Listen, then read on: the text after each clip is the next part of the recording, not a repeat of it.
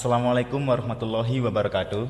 Waalaikumsalam Halo warahmatullahi. teman-teman pendengar, kembali lagi di podcast Sapa, Suara Asrama Penuh Arti, ruang ngobrol santai tapi penuh makna. Izinkan saya memperkenalkan diri. Perkenalkan, nama saya Ahmad Tijani yang akan menemani kalian di episode kali ini. Nah, kali ini kita akan membahas tema yang sangat menarik dalam rangka memperingati Hari Puisi, yaitu puisi sebagai penguatan karakter di era VUCA. Tentunya teman-teman tahu, saat ini kita hidup di era yang serba cepat, di era yang penuh ketidakpastian dan juga kompleksitas yang tinggi. Nah, dengan kondisi seperti itu, tentunya dibutuhkan penguatan karakter agar kita mampu dan terus bertahan serta mengembangkan diri menjadi lebih baik. Nah, untuk membahas hal tersebut, kami telah mendatangkan narasumber yang sangat luar biasa, yaitu Bapak Alul. Ya. Assalamualaikum warahmatullahi wabarakatuh, Bapak. Waalaikumsalam warahmatullahi wabarakatuh, Mas Tijani. Selamat pagi semua para pendengar ya dan seluruh mahasiswa asrama UTM dimanapun berada. Iya, Bapak. Baik, terima kasih sudah berkenan hadir untuk berbagi ilmu dan pengalamannya di podcast kali ini, Bapak. Ya. Nah, mungkin sebelum kita masuk ke pembahasan utama, mungkin Bapak Alul bisa sedikit menceritakan gimana awal mula Bapak bisa tertarik dengan puisi, Bapak. Ya. Terima kasih Mas Tijani dan para pemirsa podcast Sapa Asrama UTM semua.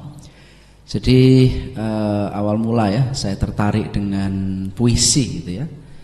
Diawali dari proses selama saya menempuh pendidikan ya, selama khususnya ketika kuliah ya, S1, bahwa aktivitas menulis ya, kemudian membaca puisi dalam aktivitas perkuliahan, baik itu di di program studi waktu itu, kemudian di aktivitas-aktivitas kemahasiswaan. Jadi melalui aktivitas kemahasiswaan itu ya, mulai dari menulis sampai dengan pementasan sampai dengan bertemu ya dengan para penyair ya, khususnya kalau dulu ya di Semarang gitu ya, sering bertemu dengan penyair yang ada di kampus maupun di luar kampus ya, sehingga membentuk puisi itu ternyata pengungkapan gitu ya, imajinasi seseorang ya, ataupun perasaan ya, ungkapan perasaan dalam bentuk tulis ya yang sangat padat gitu ya, yang memang tidak bisa diungkapkan gitu dengan ekspresi ya, ataupun dengan secara langsung gitu ya kepada pendengar ya. Jadi dengan menulis puisi tersebut ya, ternyata juga ya dapat mengungkapkan kegelisahan hati ataupun pikiran ya terhadap sesuatu yang dialami ataupun yang dilihat sehari-hari oleh penulis ya, seperti itu, Mas. Nah, mungkin itu dari sedikit cerita Bapak ya, dari bagaimana awal mula Bapak tertarik dengan puisi. Nah, mungkin bisa diceritakan juga seperti apa sih perasaan Bapak saat mendengar puisi atau memaknai puisi gitu, Pak. Iya. Jadi bagaimana perasaan kita gitu ya ketika mendengar sebuah puisi, tentunya kita akan melibatkan perasaan kita ya, perasaan dan pemikiran gitu. Dan selain itu ya, kalau dalam kita sebut dalam teori kognitivisme ya, iya, Pak, bahwa ilmu pengetahuan ataupun sesuatu yang ideal itu ya muncul ya salah satunya dengan satu pemikiran ataupun perasaan. Selain melibatkan perasaan ya, ketika kita membaca ataupun menulis sebuah puisi ya, kita akan melihat satu realitas gitu ya, yang mana realitas tersebut bersifat empirik ya, kenyataan, dan terkadang itu tidak sesuai apa yang ada di dalam kognitif kita ataupun ideal dari sisi pemikiran gitu. Dan itu yang akan membawa kita, bagaimana kita mengungkapkan sebenarnya, kalau dalam istilahnya kita sebut sebagai paradoks ya, paradoks-paradoks yang ada dari sisi kognitivisme ya, dari sisi pemikiran ataupun dari sisi realitas. Nah, sehingga itu akan membawa kita ini sebagai pembaca untuk mengungkapkan kepada halayak ramai bahwa pengungkapan sebuah realitas atas paradoks yang ada gitu ya, itu dapat masuk ke dalam dan mengungkap tabir gitu ya terhadap realitas-realitas yang ada, sehingga tercerahkan gitu ya. Maka dalam puisi, termasuk dalam jenis satu karya sastra, itu mampu ya mengungkapkan nilai-nilai pendidikan di dalamnya, ataupun membawa pencerahan di dalamnya kepada pembaca melalui sebuah bahasa yang singkat dan padat seperti itu. Dari penjelasan Bapak tadi, berarti puisi ini bukan sekedar kata-kata indah, Pak ya. Berarti punya sebuah makna yang mendalam dan juga arti lain di baliknya, Pak ya. Iya, pasti. Karena dia akan berbicara tentang realitas, dan saya sebut sebagai dari sisi pemikiran ya. Ternyata apa yang diungkapkan oleh para penyair ataupun penulis tersebut ingin mengungkapkan ya dalam bentuk kegelisahan itu dalam bentuk puisi ya, dalam bentuk bahasa-bahasa yang padat gitu ya dan imajinatif. Nah, ini tentunya melalui momen Hari Puisi Nasional ya ataupun internasional. Kalau internasional kan 21 April ya. Kalau nasional 28 April. Ini menjadi momentum bahwa karya sastra itu bukan hanya sebatas dia diperdengarkan ya, akan tetapi mampu membawa ya peradaban, kemajuan sebuah bangsa ke persada internasional gitu, ataupun nasional, untuk meneguhkan jati diri dan karakter. Karena dari karya sastra itu, khususnya puisi, mampu tahu sebenarnya sejauh mana sih peradaban satu bangsa ataupun peradaban satu komunitas ataupun masyarakat di suatu negara, seperti itu. Wah, berarti sangat menarik Pak ya penjelasan puisi yang sampean jelaskan tadi. Iya. Nah, mungkin masuk ke pembahasan utama. Nah, gini Pak, menurut Bapak bagaimana Bapak memaknai konsep era VUCA dalam konteks kehidupan saat ini, khususnya bagi generasi muda, Bapak? Ya, kalau kita tarik dari sisi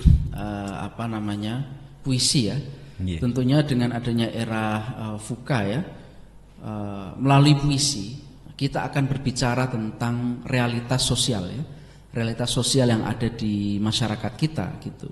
Bagaimana pentingnya sebagai masyarakat itu memiliki kapasitas dalam hal ini membaca situasi ya, tentunya dibekali dengan ilmu pengetahuan ataupun pendidikan gitu. Kalau kita melihat dari teorinya George Lucas ya, di dalam teori cermin, bahwa karya sastra, kalau Lucas menyebutkan di dalam teori of the novel gitu ya, tapi kita dapat tarik kalau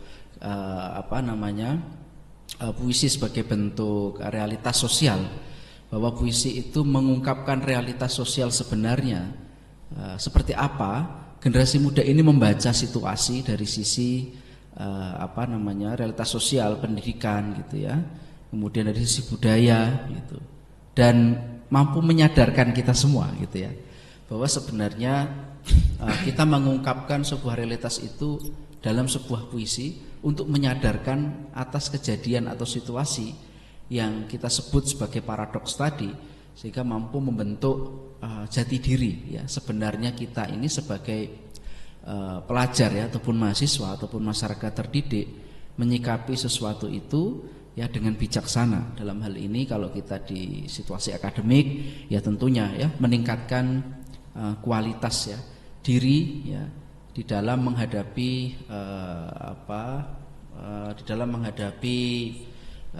situasi saat ini. Dalam hal ini adalah VUCA ya, bahwa masyarakat itu hidup dalam serba digital gitu ya, kemudian situasi apapun itu berubah dengan cepat ya, sehingga kualitas sumber daya manusia ini juga harus kita tingkatkan berdampingan dengan karakter ya, karakter dan jati diri, seperti itu. Baik Pak, lalu bagaimana sih puisi itu dapat berfungsi sebagai media refleksi diri bagi seseorang? Ya, di awal tadi saya sebutkan bahwa puisi itu menjadi satu pendidikan ya, dan refleksi bagi penulis maupun pembaca. Artinya puisi ini mampu mengungkapkan ya sesuatu yang tidak bisa dipandang seseorang, sehingga puisi itu mengungkapkan dengan kekuatan bahasanya gitu ya. Maka dalam puisi kan harus mampu seorang penulis ya harus bisa menggunakan diksi ya, pilihan kata, kemudian rima, kemudian tata letak ya, kemudian kekuatan ya, berbeda dengan tulisan-tulisan ilmiah pada umumnya gitu, karena puisi memiliki gaya bahasa tersendiri. Contoh yang paling sederhana, misalnya kalau kita mengungkapkan makna di dalam puisi, dalam puisinya Sitor Sitomorang misalnya, yaitu berkaitan dengan puisi yang berjudul Malam Hari Raya ya. Dia hanya menggunakan satu bait satu larik saja kan. Malam hari raya, rembulan di atas kuburan. Nah, itu hanya satu bait saja. Akan tetapi ada makna yang memang tersirat di dalamnya, bahwa ada sesuatu yang berbeda ya. Bagaimana seseorang memaknai contohnya hari raya tadi ya, dengan kondisi kenapa rembulan gitu. Padahal kalau malam hari raya itu kan bukan rembulan ya, bukan pertengahan bulan yang rembulannya bulat gitu ya. Tapi malam hari raya itu kan di akhir ya, di akhir Ramadan ya. Nah, ada apa seperti itu? Inilah makna di dalamnya, sehingga kita sebagai generasi Fuka ini berpikir ya, ada apa sebenarnya seperti itu ya. Pengungkapan itulah yang sangat luar biasa. Kemudian puisi-puisi sastrawan nasional seperti Begawan Puisi kita ya. Salah satunya yaitu Bapak Dezawi Imron misalnya, berbicara tentang puisi ibu gitu ya. Ini kan ada karakter ya, makna-makna karakter yang nilai-nilai yang sebenarnya bisa kita teladani di masa-masa saat ini, khususnya di zaman Fuka seperti ini, seperti itu. Baik Bapak, jika dikaitkan dengan penjelasan sebelumnya, apakah menulis atau membaca puisi itu dapat membantu individu dalam memahami emosi pengalaman hidupnya Bapak? Ya, tentunya seperti itu. Tadi saya sebutkan misalnya puisinya Pak Dezawi Imron gitu ya, tentang ibu. Tentunya dia akan punya pengalaman ya. Seorang mendengar ya, membaca, dia akan punya pengalaman. Oh, sebenarnya seperti ini toh. Bagaimana kita menyikapi jasa baik seorang ibu kepada kita, sehingga nilai-nilai itu tidak akan luntur ya. Kemudian berikutnya ya, puisi-puisi berkaitan dengan karyanya Taufik Ismail misalnya, berkaitan dengan yang berjudul Membaca Tanda-tanda ya, tentang kerusakan alam. Pak. Gitu ya. Misalnya ranting terlepas dari tanganku ya, kemudian ada banjir, ada angin. Nah, ini membawa pengalaman kita ya, membawa makna sebagai pendengar ataupun pembaca, bahwa pentingnya alam ini dijaga seperti itu, ataupun alam ini perlu dirawat, dan manusia ya selalu berdampingan dengan alam ya. Kemudian bagaimana juga menghubungkan antara Tuhan dan alam serta manusia. Jadi dari sisi itu sebenarnya makna yang terkandung di dalam puisi ini sangat dalam untuk menjadi pelajaran ataupun sesuatu makna yang bisa kita ambil dari situasi saat ini ya, seperti itu. Nah, jika tadi itu puisi sebagai media agar kita bisa memahami emosi dan pengalaman diri. Nah, ini tuh bagaimana Pak sebuah puisi itu dapat memiliki kontribusi dalam membentuk dan memperkuat nilai karakter seseorang? Ya, tentunya harus disebarluaskan ya puisi itu gitu ya. Dengan adanya media saat ini ya, saluran-saluran ya, kemudian komunitas-komunitas ya, kemudian di lingkungan pendidikan ya, untuk membentuk karakter seseorang itu sangat memungkinkan dan membuka wawasan itu ya. Dengan menulis puisi ya, dengan acara-acara puisi ataupun menginternasionalisasikan puisi ya, lebih digalakkan lagi gitu ya. kemudian kebiasaan menulis ya, menulis puisi, diterbitkan ya, dibedah puisi dan lain sebagainya. Ini dapat membentuk ya karakter dan jati diri. Dan semua orang itu bisa menulis sebenarnya ya. Asalkan tadi dibuka ruang gitu ya, dibuka ruang, dibuka kesempatan bagaimana setiap orang gitu ya bisa menulis puisi dengan pengalamannya ya, dengan cukup singkat gitu ya. Nah, itu saya kira dapat membentuk karakter gitu ya. Kalau kita sudah sadar bahwa puisi itu di dalamnya mengandung tentang realitas ya, baik itu dari sisi empiris ya, empiriknya maupun pemikiran yang mengandung makna, saya kira dia akan dapat berubah gitu dalam menyikapi sesuatu maupun bertindak ya, maupun bertindak sesuai dengan nilai-nilai ya, nilai-nilai karakter yang sudah tertanam ya dalam dirinya seperti itu. Berarti puisi itu bukan hanya sekedar kata-kata ataupun kalimat indah saja Pak ya, tapi juga sebagai media agar kita bisa lebih memahami diri dan emosi serta juga memperkuat karakter kita ya Bapak ya. Betul. Jadi kalau saya masih ingat gitu ya, ternyata diri kita sendiri gitu ya, pada situasi baik itu situasi yang dalam tekanan gitu ya, ataupun dalam posisi paling rendah dalam hidup kita ya, kita bisa maknai hidup itu dari sebuah puisi gitu ya. Bagaimana hubungan kita dengan Tuhan gitu, ataupun hubungan kita dengan situasi sosial bisa kita tulis dengan sebuah puisi gitu ya. Bagaimana kita menghadirkan nilai-nilai spiritual itu juga di dalam puisi itu bisa kita hadirkan seperti itu.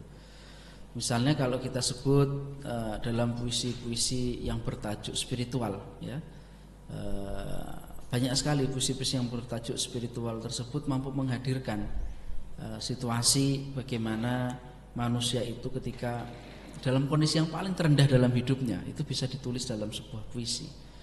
Dan saya kira semua orang bisa jika semua orang bisa menulis puisi ataupun membaca puisi, itu dapat menghibur diri gitu ya, juga dapat mengungkapkan yang tidak bisa diutarakan ya oleh kata-kata gitu, seperti itu. Ya, tentunya banyak sekali hal yang tidak bisa diungkapkan oleh perasaan kita dan juga pemikiran kita, apalagi dalam kondisi yang paling rendah gitu Pak ya dalam hidup. Tentunya banyak sekali pemikiran-pemikiran aneh yang muncul apabila kita berada di situasi seperti itu. Nah, dengan puisi juga membantu kita agar bisa lebih meluangkan ekspresi ataupun perasaan kita dalam sebuah karya atau tulisan gitu Pak ya. Iya, betul. Karena dari puisi itu kita dapat mengungkapkan perasaannya. Kita utarakan. Kalau selama ini kita sebagai generasi muda mengungkapkan melalui media sosial gitu ya. Iya. Dengan kata-kata yang mungkin galau seperti itu ya. Tidak ada salahnya, namun mutiara. Kadang mengungkapkan kata-kata yang galau dan sebagainya itu kita harus tahu porsinya. Nah, jika porsi tersebut kita tuangkan ke dalam bentuk karya sastra ya, dalam bentuk puisi, saya kira akan lebih indah gitu. Ya.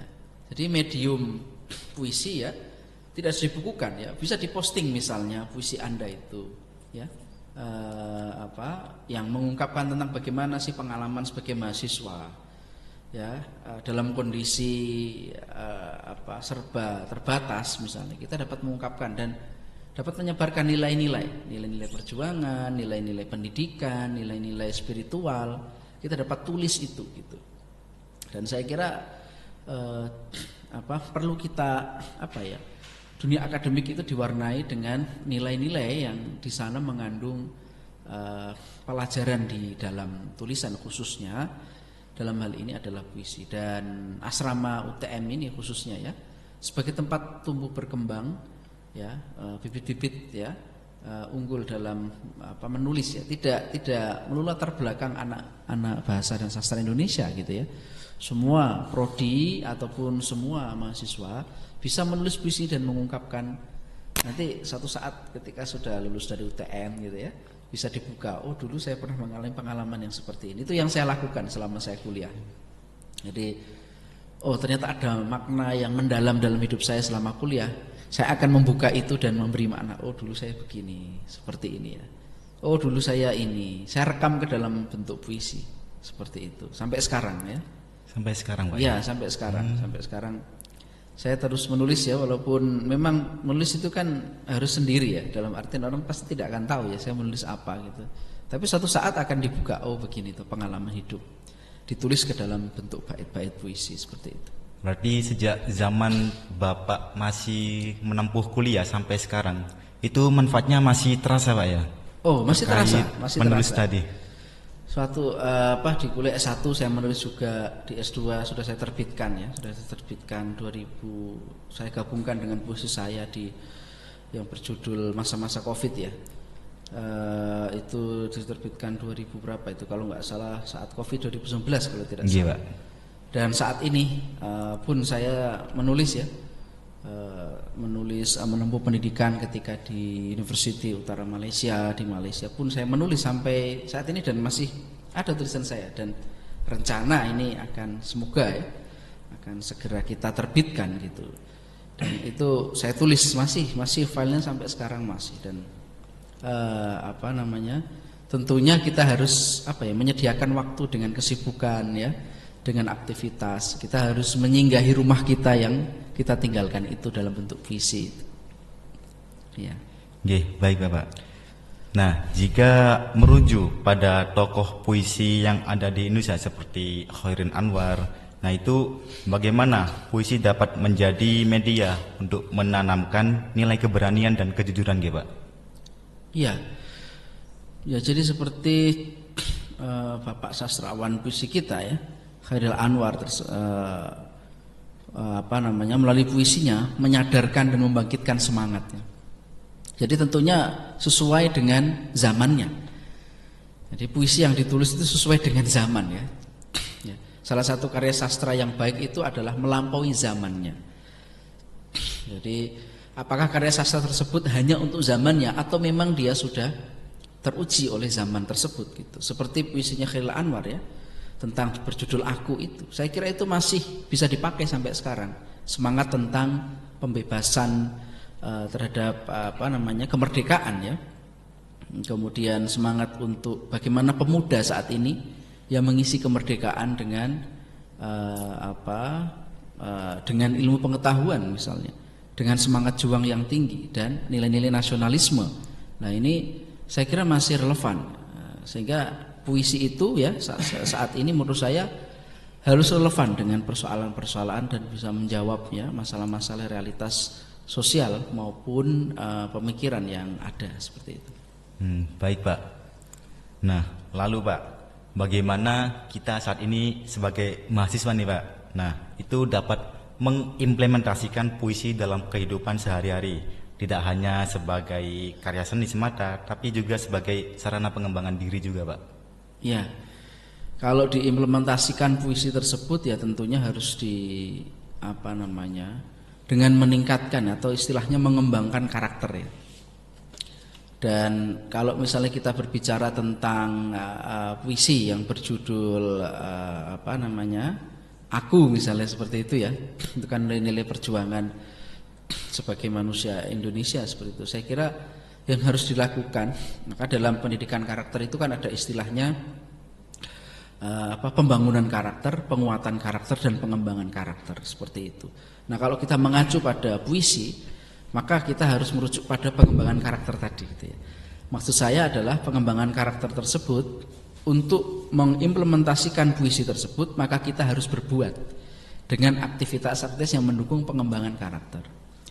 Misalnya meningkatkan skill ya, meningkatkan skill sesuai dengan bidang keilmuan ataupun dengan bidang yang lain ya, dengan berorganisasi misalnya, dengan menjadi leader ya, dengan menjadi anggota, dengan inisiator ya. Nah, itu bisa meningkatkan karakter. Jadi puisi itu tidak hanya benda sendiri kemudian dia diresapi, tapi dia harus diimplementasikan dalam kehidupan, khususnya di dalam kehidupan mahasiswa ya. Saya sebutkan tadi, ditambah misalnya dengan mengimplementasikan kehidupan kampus itu juga dengan nilai-nilai spiritual seperti itu. Jadi untuk mengembangkan karakter, saya istilahnya mengembangkan karakter ya. Kalau dulu di kurikulum K13 istilahnya kan penguatan karakter ya tahun 2017 itu. Tapi kalau kita sekarang di kurikulum Merdeka atau yang terbaru adalah kurikulum nasional seperti itu istilahnya ya, maka mengembangkan karakter itu. Caranya bagaimana? Tentunya kita contohnya dalam menyelesaikan persoalan mahasiswa ya, untuk bekal kehidupannya, ilmu itu harus bisa dimanfaatkan untuk sekarang dan ketika dia lulus seperti itu. Sehingga yang harus dilakukan apa? Ya mengembangkan diri, ya, mengembangkan diri dengan berkolaborasi dengan yang lain ataupun melakukan aktivitas-aktivitas baik itu pendidikan maupun peningkatan skill ya, baik itu skill teknologi, skill komunikasi, ya, skill kolaborasi, ya, dan skill sesuai dengan keilmuannya masing-masing seperti itu. Nah, dari penjelasan Bapak tadi itu ternyata sebuah puisi itu memiliki peran yang sangat penting ya Pak ya. Tidak hanya sebagai karya seni, tapi juga sebagai sarana pembentukan karakter di tengah pertentangan era VUCA saat ini Pak ya. Benar Mas Desiani. Nah, mungkin ini Pak sebagai penutup, apakah ada satu atau dua puisi yang menjadi favorit Bapak saat ini? Dan mungkin jika berkenan bisa dibacakan untuk teman-teman pendengar agar kami bisa mendapatkan nilai dan keindahannya bersama-sama sekaligus Bapak. Iya. Kalau saya masih favorit ya dengan puisinya, salah satunya adalah puisi Taufik Ismail ya. Ya, puisi Taufik Ismail tentang tadi yang saya sebutkan ya, tentang alam ya, tentang alam yang berjudul, jadi puisi ini berjudul membaca tanda-tanda ya, dari Taufik Ismail ya. Karena puisi ini menggambarkan tentang kondisi saat ini ya, khususnya ya berkaitan dengan alam ya. Puisi alam ini saya kira masih relevan ya sehingga saat ini, dan puisi tersebut masih bisa diperdengarkan ya dan dibaca oleh pemirsa ya saat ini ya, yang berjudul Membaca Tanda-tanda ya. Ini saya bacakan sekarang ya. Iya. Bentar ya, saya cari dulu ya.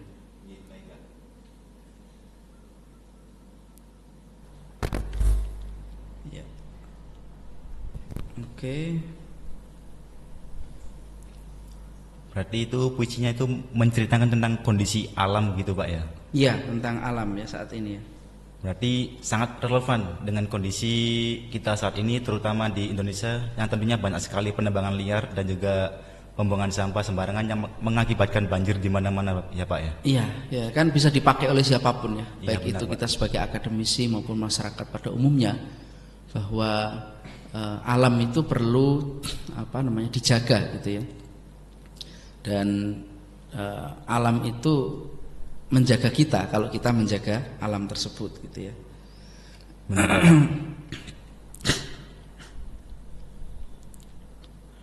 Berarti meskipun tidak dalam kondisi buruk seperti saat ini atau seperti di Indonesia yang terjadi tanah longsor, banjir dan lain-lain, itu puisi tentang alam tadi itu bisa membantu kita Pak ya, agar tetap bisa menjaga alam meskipun dalam kondisi kita baik-baik saja, tidak banjir dan tidak terjadi bencana alam gitu Pak ya. Iya, karena kan memang bencana alam ataupun perusakan alam juga tidak melulu dari sisi pembangunan, tapi dari sisi manusianya gitu.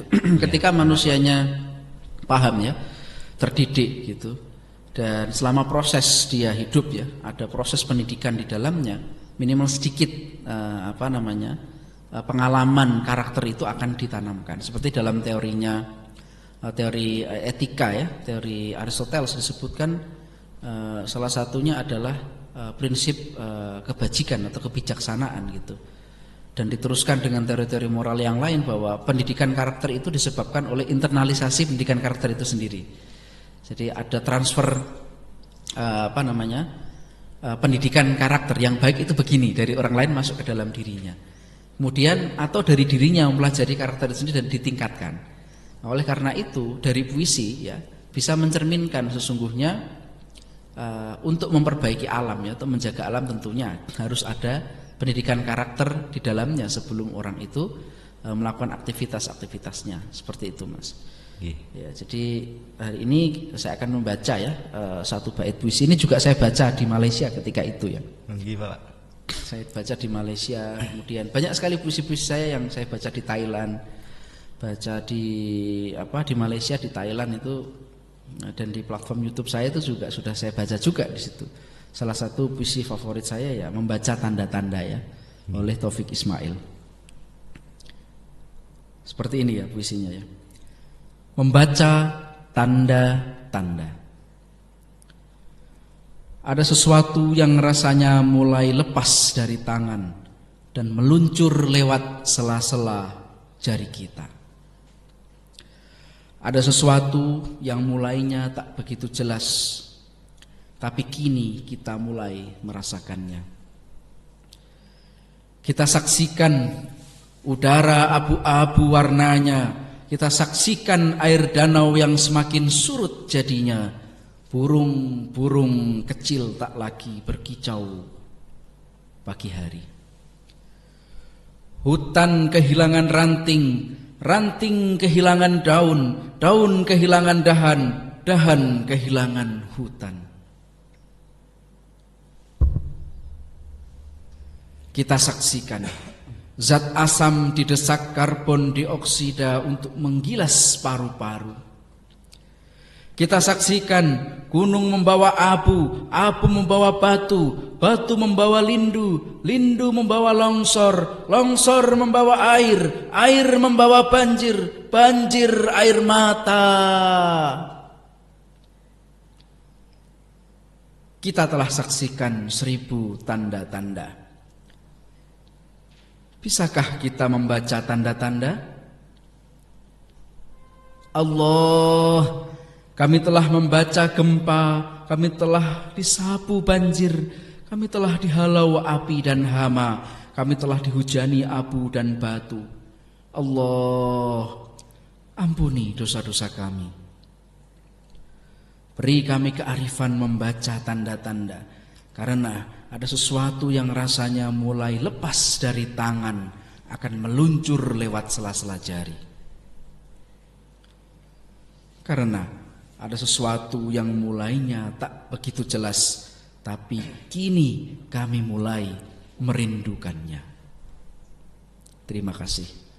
Wah, puisi yang sangat hebat sekali ya teman-teman sahabat. Nah, dari puisi yang Bapak sampaikan tadi, saya menangkap sedikit beberapa makna. Ternyata bukan hanya sekedar membahas tentang alam, tetapi juga tentang hubungan manusia dengan Tuhan, di mana harus selalu bersyukur dan tahu jika semua ini hanya titipan dari Sang Pencipta semata. Benar, benar. Jadi ya itu tadi karakter tadi. Kembali lagi ke karakter manusianya ya. Sesungguhnya kita diberi kesempatan oleh Allah untuk merawat ya alam ini ya, tentunya dengan diawali dengan kita sendiri ya, dengan pendidikan karakter dari diri kita sendiri, seperti itu. Nggih, Bapak. Nah, mungkin untuk catatan teman-teman Sapa pada podcast kali ini itu tentang puisi itu bukan hanya sekedar karya seni ataupun kata-kata indah, tapi juga sebuah ungkapan perasaan, baik itu dari sang penulis ataupun sang pembaca. Nah, dari mana tersebut kita juga tahu bahwa di balik kalimat-kalimat indah itu terdapat sebuah realitas yang tersembunyi di baliknya. Ya. Nah, mungkin cukup itu saja. Terima kasih yang sebesar-besarnya kami sampaikan kepada Bapak Alul atas waktu, ilmu, dan pengalaman yang telah dibagikan kepada kami di kesempatan kali ini. Dan juga terima kasih kepada Sobat Sapa yang telah menyaksikan podcast pada episode kali ini.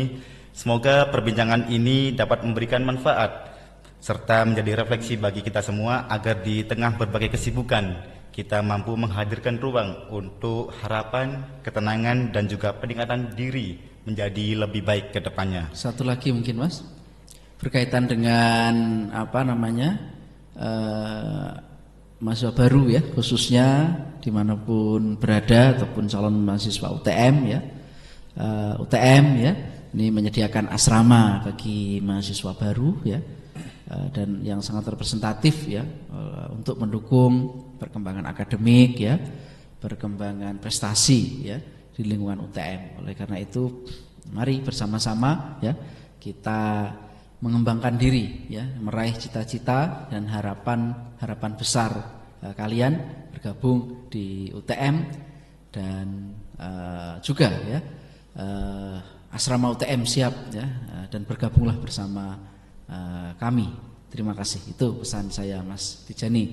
Ya. Baik Bapak, semoga pesan Bapak bisa tersampaikan kepada pendengar podcast episode kali ini Bapak ya. Iya. Nah baik, sekali lagi terima kasih Bapak atas pesan dan juga ilmu yang diberikan kepada kita semua. Di sini saya Ahmad Tijani pamit undur diri. Sampai jumpa di podcast Sapa berikutnya. Wassalamualaikum warahmatullahi wabarakatuh. Waalaikumsalam warahmatullahi wabarakatuh.